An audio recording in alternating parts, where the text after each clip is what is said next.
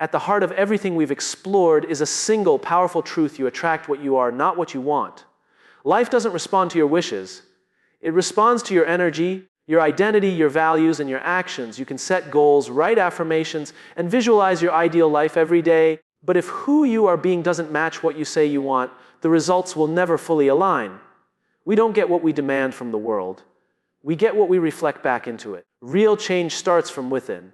Not in grand gestures, but in small, intentional choices, choosing ownership over blame, embodying the very values you expect from others. Recognizing that your energy, how you show up, how you treat people, how you handle yourself when no one's looking, is either creating connection or repelling it. And most importantly, realizing that your identity isn't fixed. You can evolve, you can unlearn. You can become the kind of person who naturally attracts what once felt out of reach, not because you chased it, but because you became the version of yourself that was ready to receive it.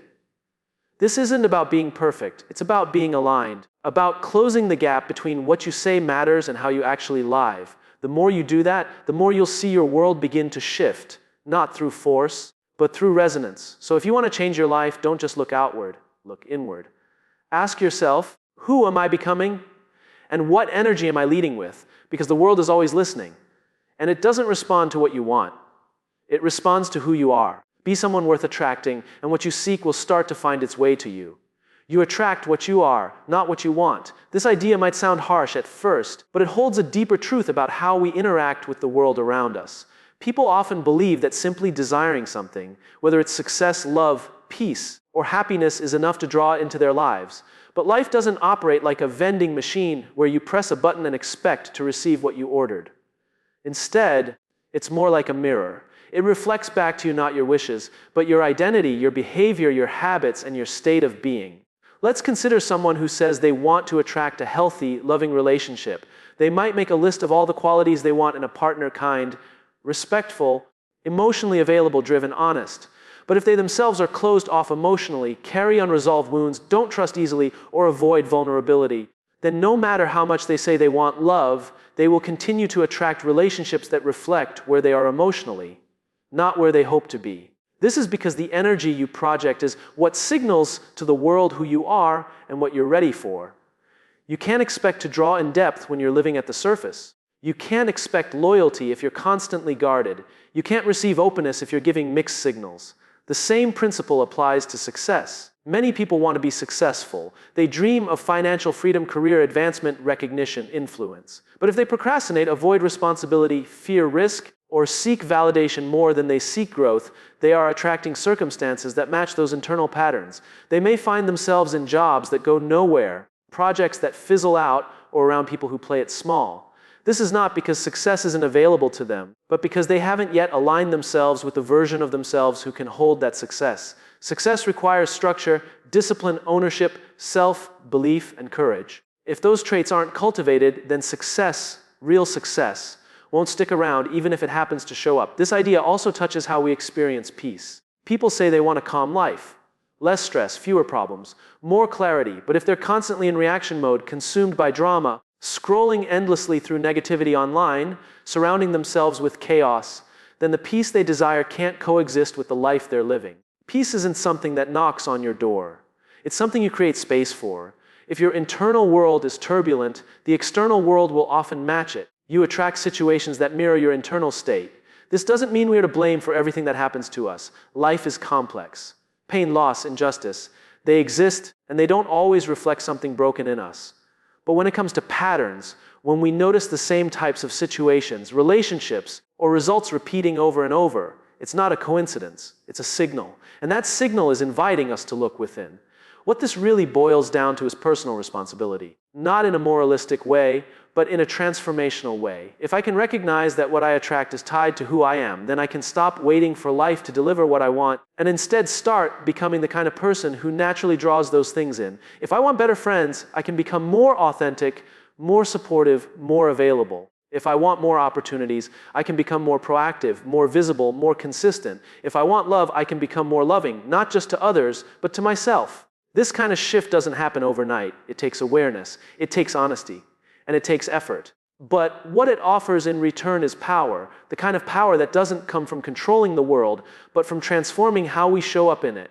When you realize that your external reality is often a reflection of your internal state, you stop chasing and start aligning. And alignment is what makes attraction inevitable. You don't have to beg the world for what you want. You don't have to manipulate or force outcomes. You simply have to become someone for whom those outcomes are natural, and that is the essence of attraction. Desire without alignment creates frustration. It's one of the most common sources of emotional exhaustion, yet it often goes unnoticed. People walk around every day filled with big dreams and high hopes. They want more success, more freedom, more love, more recognition. And there's nothing wrong with wanting those things. Desire is a powerful force. It fuels innovation, drives change, and sparks personal growth. But when that desire isn't paired with the right mindset, habits, and behavior, it becomes a source of inner conflict. That's where frustration creeps in. Imagine someone who says they want to be healthy and fit.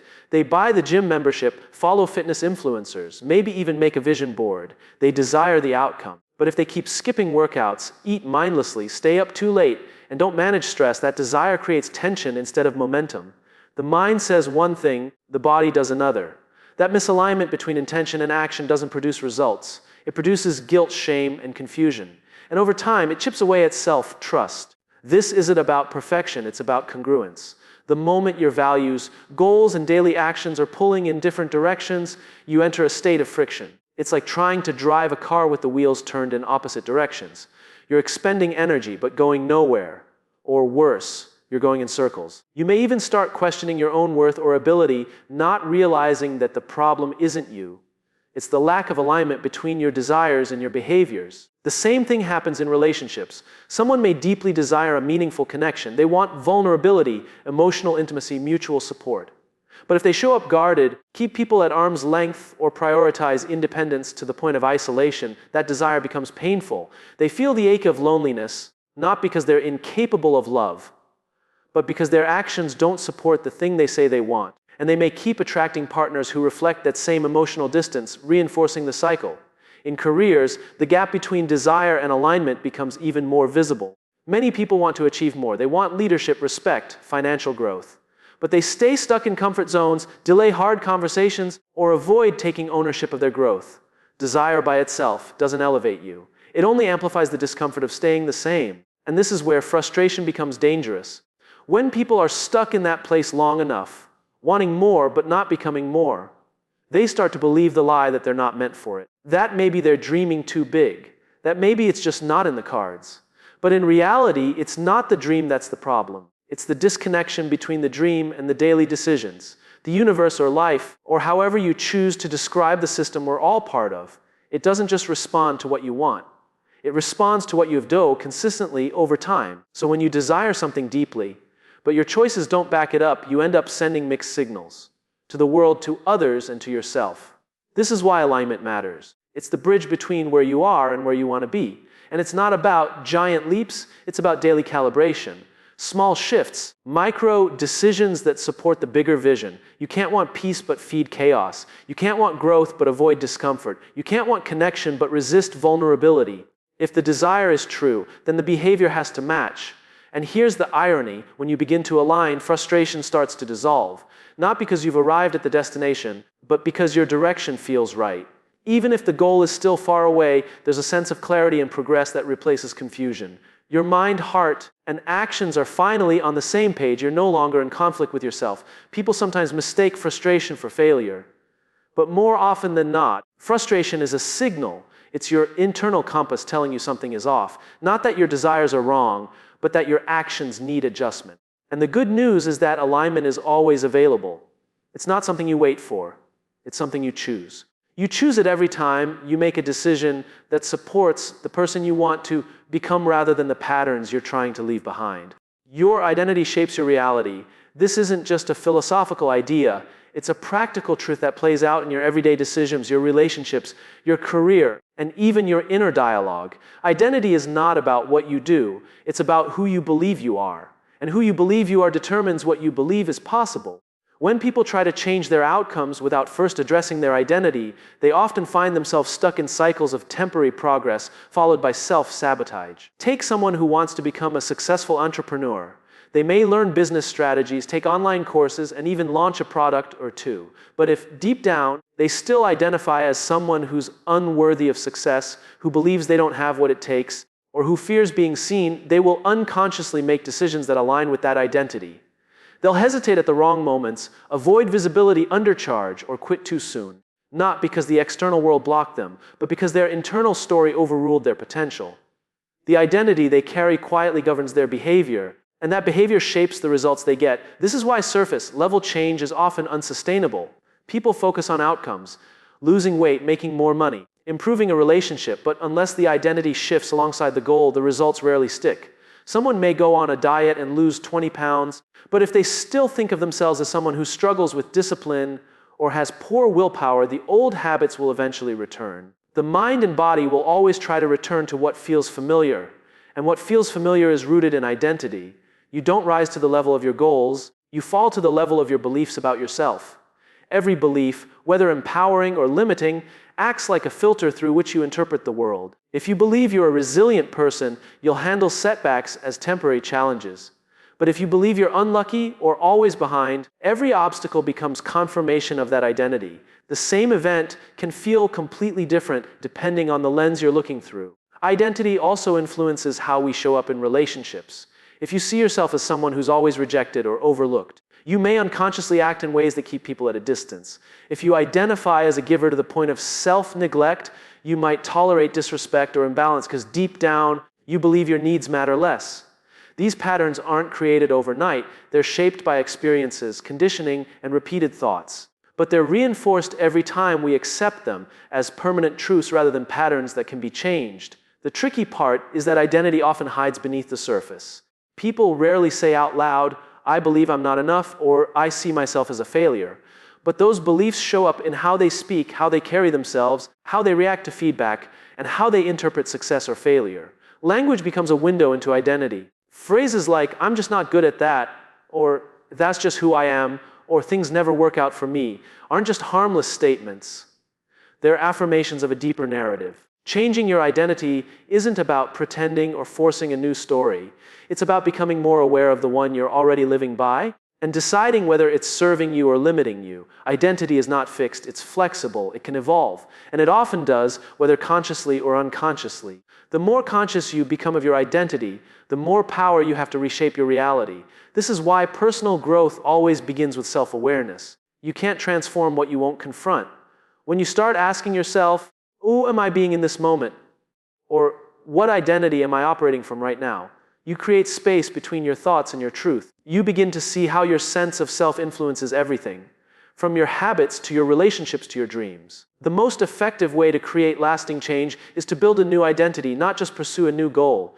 You start to act like the kind of person who already has the result you want. If you want to be healthy, start behaving like someone who values their body and energy.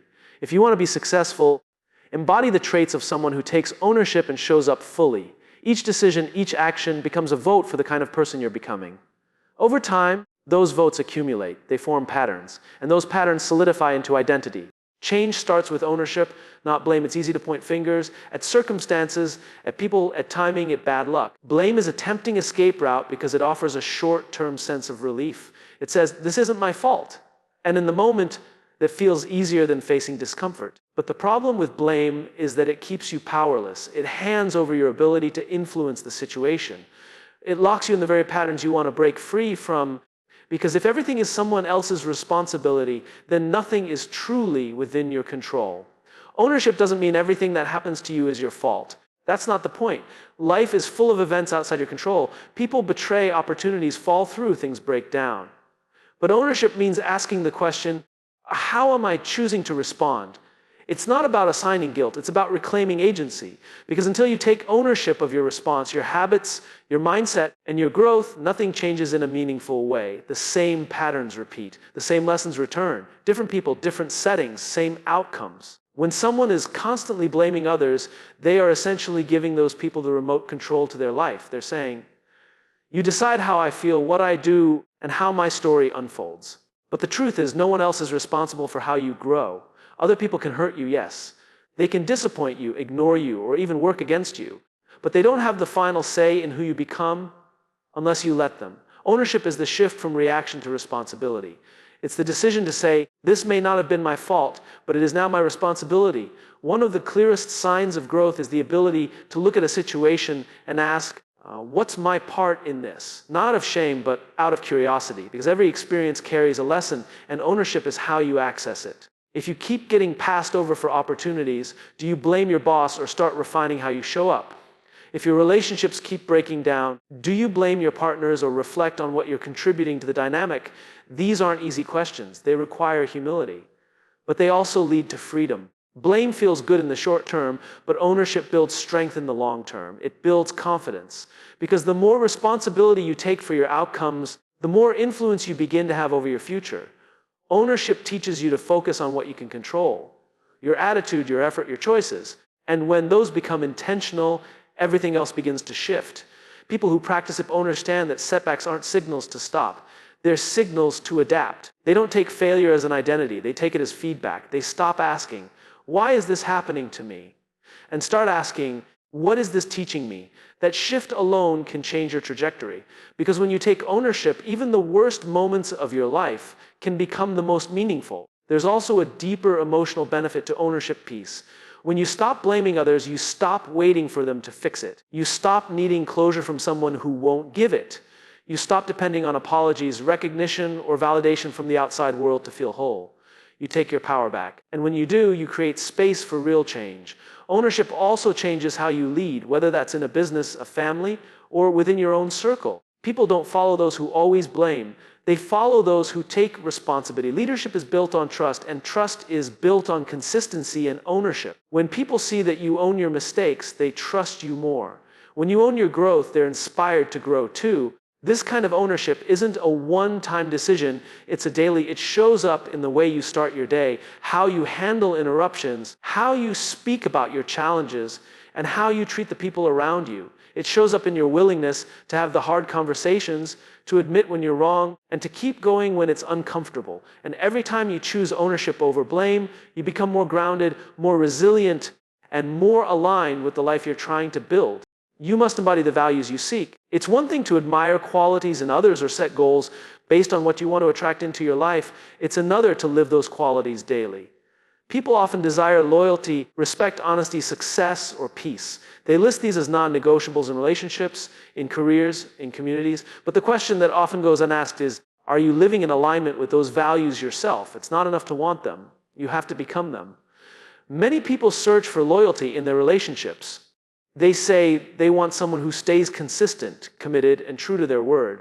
But if they themselves are not honest in communication, if they ghost others when things get hard, if they abandon their own integrity when it's inconvenient, they're not truly living the value they're asking for. And that disconnect sends a signal, because values are not just spoken, they are demonstrated. They show up in small moments, in how you treat people when no one is watching, in whether you keep your word when it's no longer easy, and how you respond when trust is tested. This same principle applies in leadership.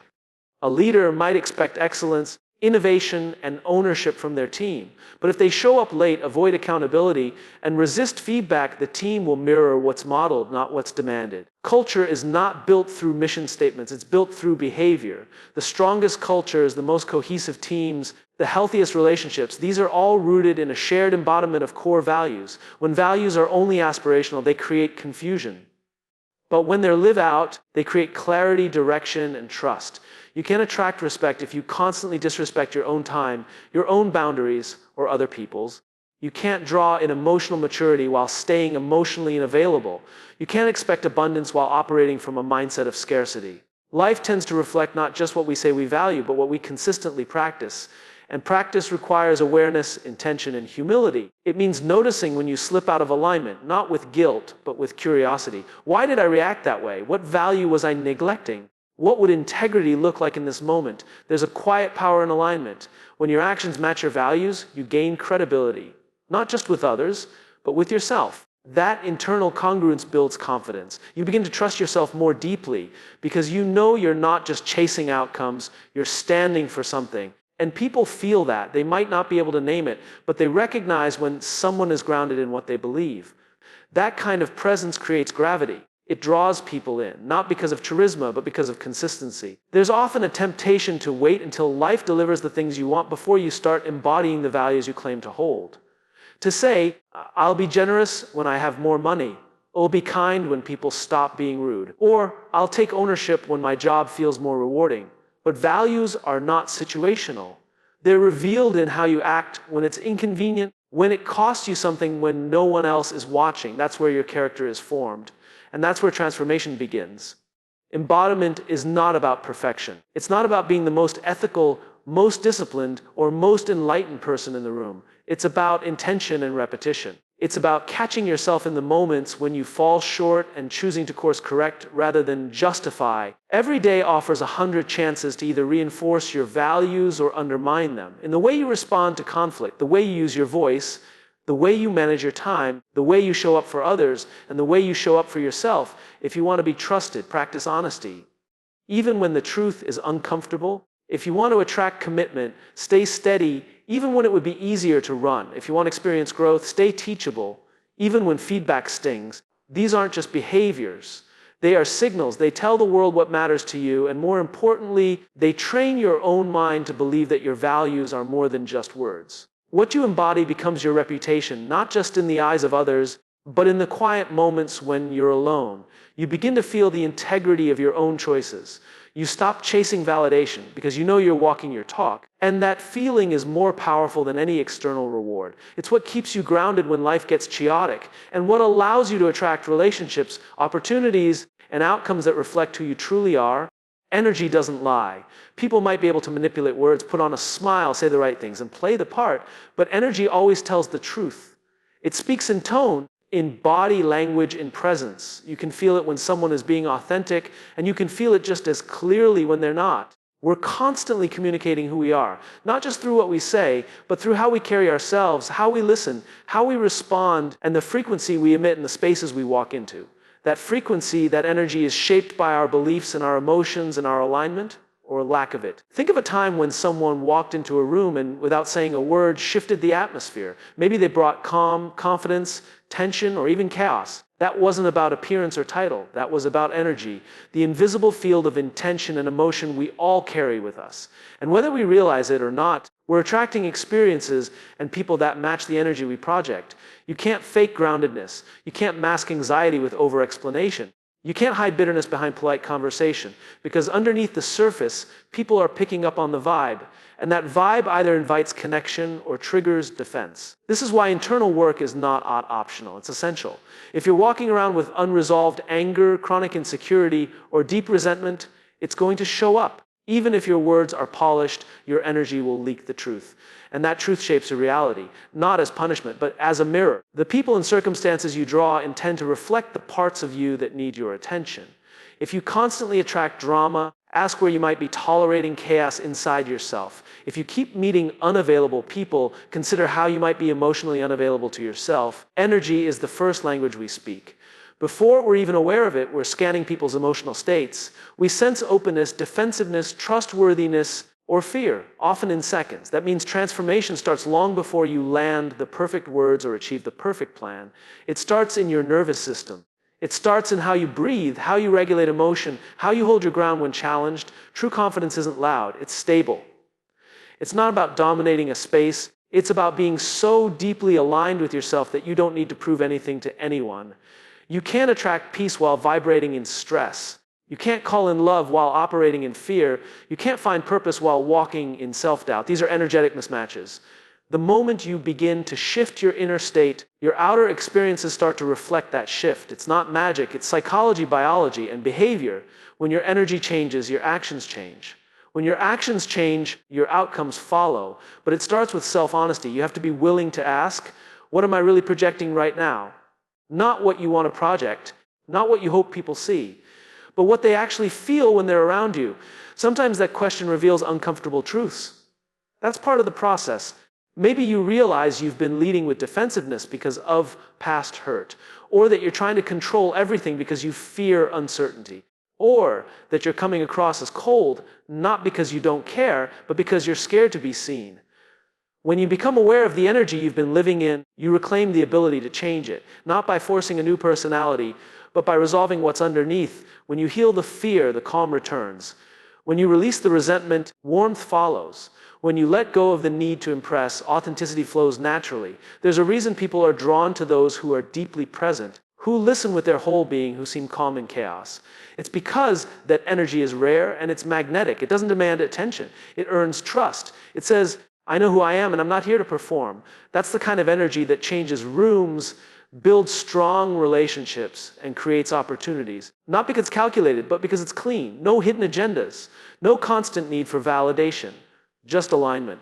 And the most powerful part, you don't need anyone else's permission to access that energy. It's not about being perfect. It's about being real. When you operate from emotional honesty and grounded intention, you create a frequency that others want to be around. Not because you're always happy, but because your energy is congruent. And in a world full of noise and masks, that congruence stands out. It creates safety. It builds connection. It opens doors that effort alone can't, because energy doesn't lie, and people respond to what they feel.